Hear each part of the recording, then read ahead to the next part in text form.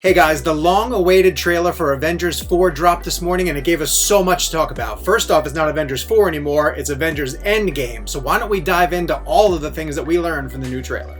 The first thing that we learned might not seem super obvious, but the Avengers Endgame trailer seemed to suggest to us that there is not going to be a massive time jump from the end of Avengers Infinity War until the time that Avengers Endgame starts. While we thought it was possible that there was going to be a long stretch of time between the two movies, especially when the Russo brothers decided to break them up into two separate films, the Avengers Endgame's trailer basically shows our heroes picking up the pieces immediately from where Thanos left them in Wakanda at the end of Avengers Infinity War. However, because there isn't a time jump, when we see Tony, he's still sort of struggling with getting off of Titan and coming back to Earth. Tony's been the one saying ever since earlier Avengers films that the Endgame was going to happen up in outer space. So I think a lot of us knew when they decided to call this Avengers Endgame that it was going to be about Tony really bringing this battle against Thanos to some sort of culmination. We're the Avengers.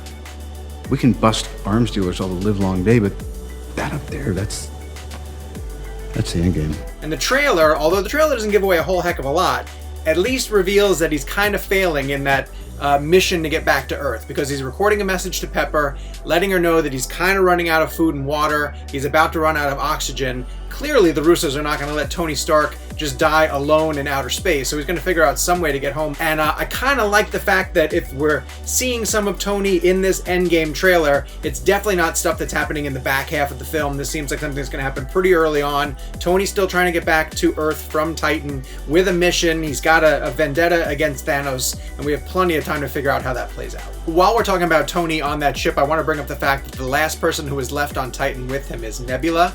We do see her in the trailer for Endgame, and it almost looks like she's on the same ship as Tony, but since we don't ever see them in the same scene together, I don't really want to jump to that conclusion just yet. So Jeremy Renner sat out all of Avengers Infinity War, and everybody kind of wondered where he was. We do see him in the new trailer for Avengers Endgame.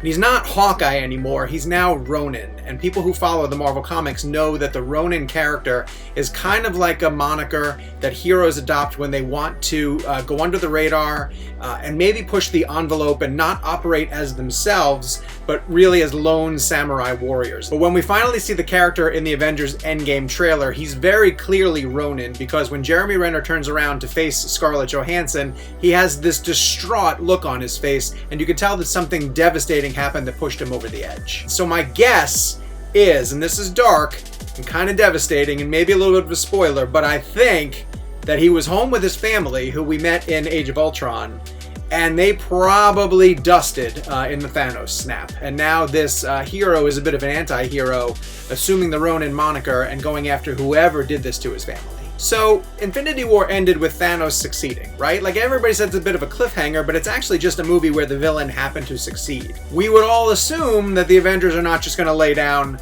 and let Thanos be the ultimate ruler of the universe. So, of course, Avengers Endgame sort of points to the fact that Captain America and the rest of the surviving heroes are going to mount a comeback battle. I would assume that's why Black Widow is going to recruit Hawkeye anyway, because they know that they need all the help that they can get.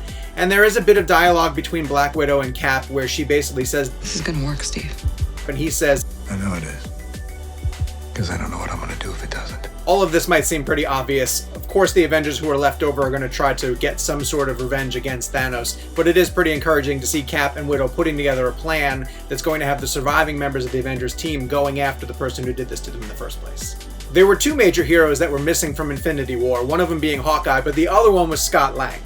We learned in Ant-Man and the Wasp where Scott was, and of course during the snap, Scott was in the quantum realm. So it's kind of fun that Avengers Endgame actually shows us that Scott is now out of the quantum realm. Doesn't show us how he got out, but it just proves that he did find some way to escape, which is kind of interesting because Michelle Pfeiffer's character, Janet Van Dyne, wasn't able to get out of the quantum realm for years on her own, yet somehow Scott finds his way out. So it's cool. He's at the front gate of the Avengers facility because earlier in the trailer, the Russos showed us that Scott Lang was presumed missing, but he's not. He's there, and I really do believe that information Scott gets in the quantum realm is going to be pivotal to what Captain America and Bruce Banner and Black Widow are going to use all of this information. You know, they need every trick that they can to basically get the jump on Thanos. And so I think whatever Scott tells them that he learned in the quantum realm is seriously going to help them when they bring the fight to Thanos. There's been a theory going around that Captain America is somehow going to time travel. Now, obviously, we have a time stone,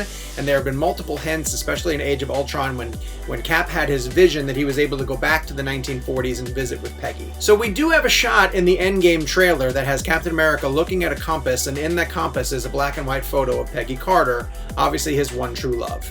Marvel fans are holding on to this theory that they really love, that somehow Cap is going to be able to go back in time to reset everything that happened, or at least he will figure out some way to get himself back to the first time when he was frozen in the ice, and he'd be able to eventually have that dance with Peggy Carter that he promised her that they were going to have together. Peggy. I'm here. You're gonna need a rain check on that dance. I don't know if that's actually going to come together. It's such a beautiful theory. But again, once they included that photograph of Peggy in the trailer, which to me seems very deliberate, there's no wasted space in an Avengers trailer.